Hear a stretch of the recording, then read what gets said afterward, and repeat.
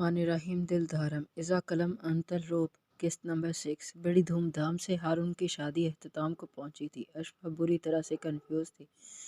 पूरी शादी में किसी ने अपनी निगाहों की तपिश का फोकस सिर्फ और सिर्फ अशफा पर रखा हुआ था। जुरेज शाह की तरफ तो एक आंख उठाकर भी ना देखा था अशफा ने, जबकि जुरेज शाह बाहर के कामों में ही बिजी रहा था। हाँ, शनावर से अशफा को खौफ महसूस हुआ था। वो जब भी देखता अशफा को अच्छा महसूस ना हुआ था।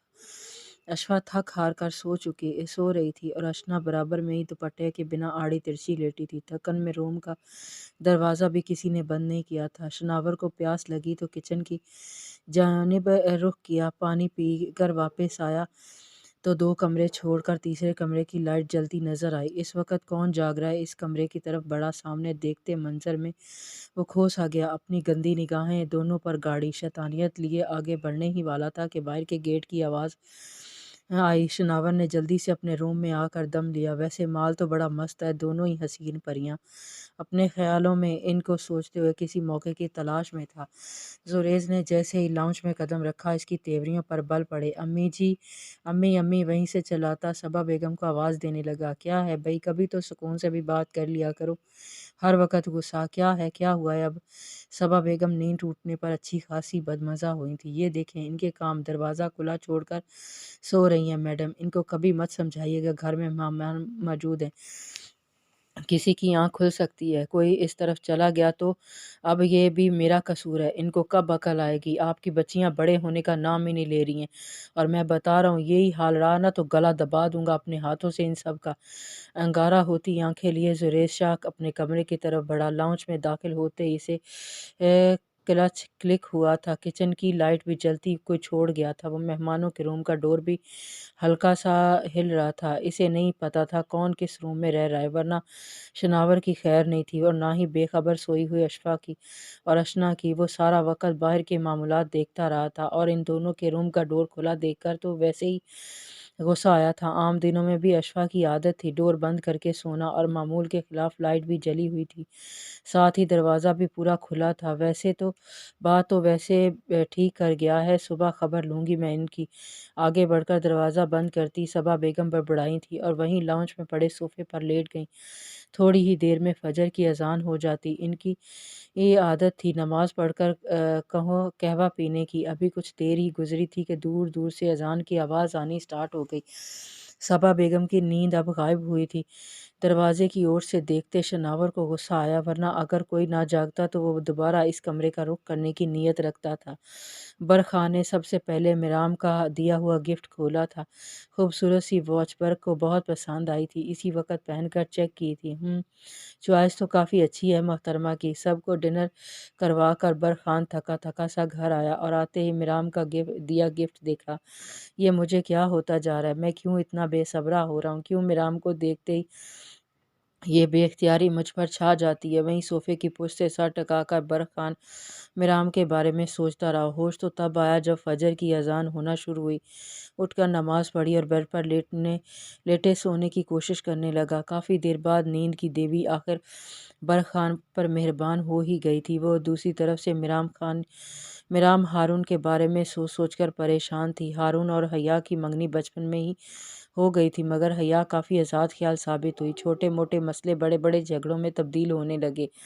आखिर तंग आकर हारून शाह ने हया से शादी पर इनकार कर दिया। हया हारून को पसंद करती थी, मगर उसने अलग घर की डिमांड रख दी थी, जिसे हारून शाह सुनते ही हत्थे से उखड़ गया था और वो दोबारा मुड़कर हया को न देखा। हया का भी कसूर नहीं था, इसकी वालदा ही नहीं चाहती थी कि हया हारून के साथ खुश रहे, क्योंकि वो हया की सौतेली माँ थी। हया की सगी माँ सबा बेगम की छोटी बहन थी, जो हया के पैदा होने पर ही इस दुनिया से चल बसी थी। नन्ही सी हया को सबा बेगम ने अपने हारून के लिए मांग लिया और छोटी सी रस्म करके हारून के नाम की अंगूठी हया को पहना दी। इसके बाप ने 3 दिन बाद ही दूसरी शादी कर ली, मगर हया को सबा बेगम के पास रहने ना दिया और आज तक उसकी सौतेली माँ हया के कान भरती आई थी। ये सब देखकर मिराम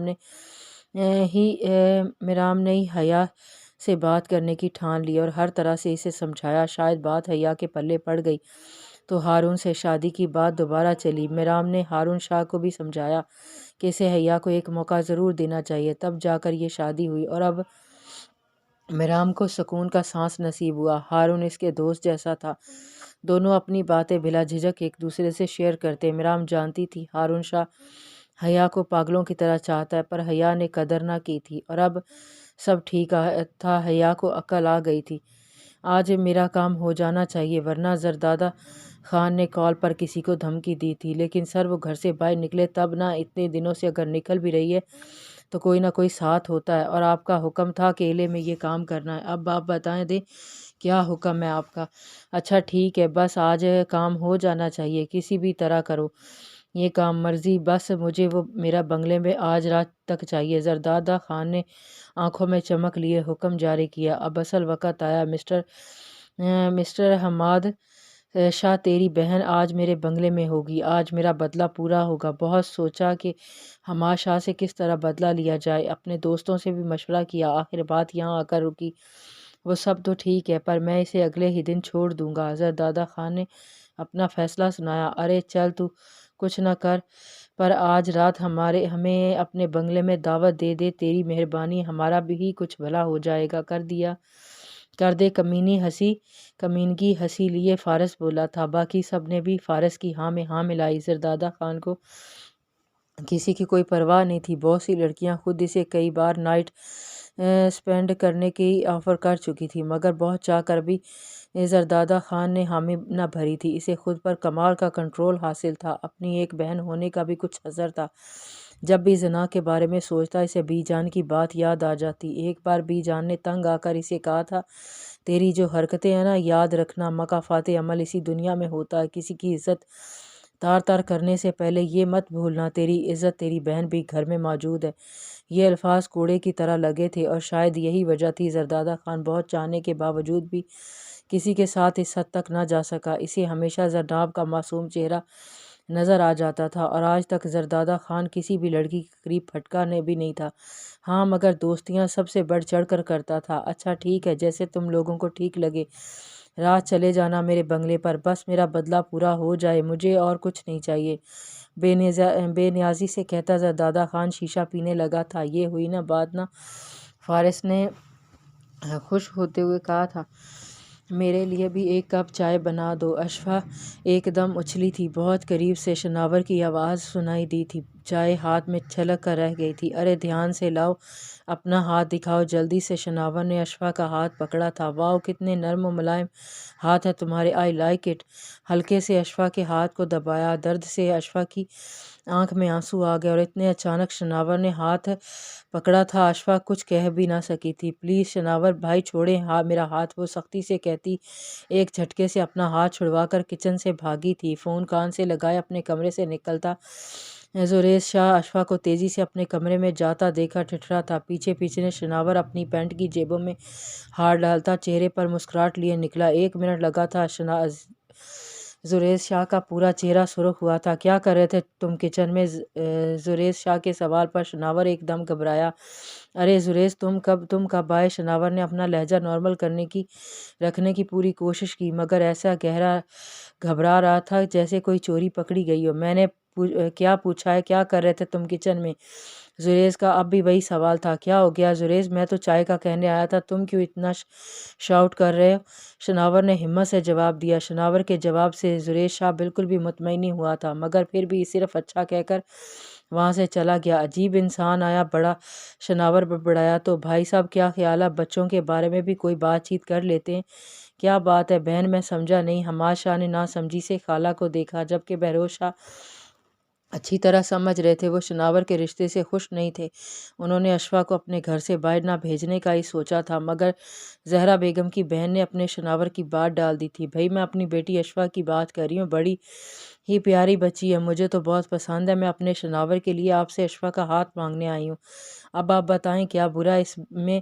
بچے بڑے ہو گئے ہیں۔ حماد شاہ نے فوراً بہروز شاہ کی طرف دیکھا تھا۔ اصل میں بہن بات تو آپ کی ٹھیک ہے، بالکل بچے بڑے بھی ہو گئے ہیں، وقت کا پتہ نہیں چلا۔ شناور بھی بڑا سلجھا ہوا بچہ ہے، تو میں یہ فیصلہ اپنی بیٹی کی مرضی جانے بغیر نہیں کر سکتا، کچھ وقت دیں پھر سوچتے ہیں اس بارے میں۔ حماد شاہ کے جواب سے بہروز شاہ کو تسلی ہوئی تھی۔ حماد شاہ خود بھی چاہتے تھے کہ ان کی دونوں بیٹیاں اسی گھر میں رہیں، ان کی نظروں کے سامنے، جبکہ ابھی اس سب کا وقت نہیں نہیں آیا تھا، مگر خالہ نے آ کر بات کہیں اور ہی پہنچا دی تھی۔ ہماشا اشفا کے خود سے دور جانے پر سوچ کر ہی افسردہ ہو گئے تھے، مگر پھر بھی ابھی اشفا کا فیصلہ باقی تھا۔ شناور میں کوئی برائی نہیں نظر نہ آئی تھی اور بہروز شاہ نے بھی کوئی سوال نہیں کیا تھا، جبکہ زہرا بیگم تو یہ ہی چاہتی تھی کہ ان کی بیٹی اپنی خالہ کے گھر جائے۔ اس رشتے سے زہرا بیگم بہت خوش تھیں۔ بات سنو، چھت پر بیٹھی اشفا کو زریز شاہ نے مخاطب کیا۔ اشفا ایک دم اپنی جگہ سے اٹھ کھڑی ہوئی، پر کہا کچھ نہیں۔ شناور نے تم سے کوئی بدتمیزی کی ہے کیا؟ زریز شاہ کے سوال پر اشفا نے جھکا سر اٹھایا تھا۔ جی نہیں، آپ کو اس سے مطلب؟ روکھے لہجے میں جواب دیتی اشفا جلدی سے نیچے بھاگی تھی، کہیں زریز شاہ اپنی نگاہوں سے جلا کر بھسم ہی نہ کر دے۔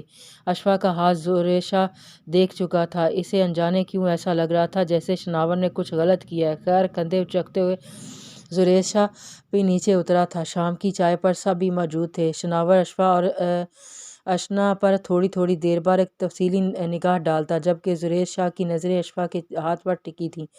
ایک نظر اشفا کو دیکھ کر اپنے موبائل میں بزی ہو گیا تھا۔ اشفا، یہ تمہارے ہاتھ پر کیا ہوا؟ کیوں اتنا سرخ ہو گیا ہے؟ زہرا بیگم کی توجہ اب جا کر اشفا کے جلے ہاتھ پر پڑی تھی۔ امی، وہ بس چائے گر گئی تھی، اشفا نے منہ بسورتے ہوئے جواب دیا۔ جی آنٹی جی، میں بھی کچھ لگانے ہی والا تھا اس کے ہاتھ پر، لیکن اس نے نہیں لگوایا۔ شناور نے بھی اپنی بات کہی۔ اشفا ایک دم گھبرائی۔ ارے تو لگوا لیتی نا، پاگل کہیں کی، وقت پر دوا لگا دیتا۔ شناور، تو اب تک یہ اتنا خراب نہیں ہوتا۔ حد کرتی ہو اشفا۔ زہرا بیگم الٹا اسے ڈانٹنے لگی۔ جی امی، مرجھائے سے انداز میں کہتی اشفا پر شناور کی مکمل نظر تھی۔ آپ کو چاچو بلا رہے ہیں۔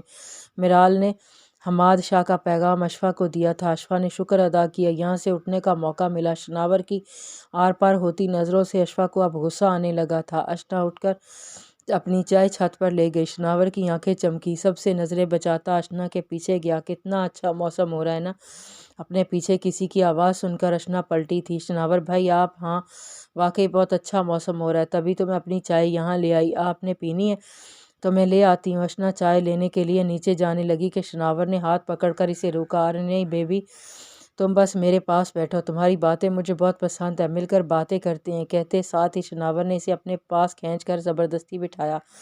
اشنا حیران ہوئی تھی کہ اچانک شناور بھائی کو کیا ہوا۔ شناور بھائی کے پاس بیٹھنا تھوڑا عجیب تو لگا تھا، مگر کندھے اچک کر باتوں میں مگن ہو گئی۔ شناور اشنا پر اپنی گندی نگاہیں گاڑے مسلسل اسے دیکھے گیا۔ ہاتھ بڑھا کر اس کی کمر میں ہاتھ ڈالنا چاہ کے اشنا کو کچھ احساس ہوا، ایک دم کھڑی ہوئی۔ کیا کر رہے ہیں آپ شناور بھائی؟ شناور ایک دم گھبرا کر کھڑا ہوا تھا۔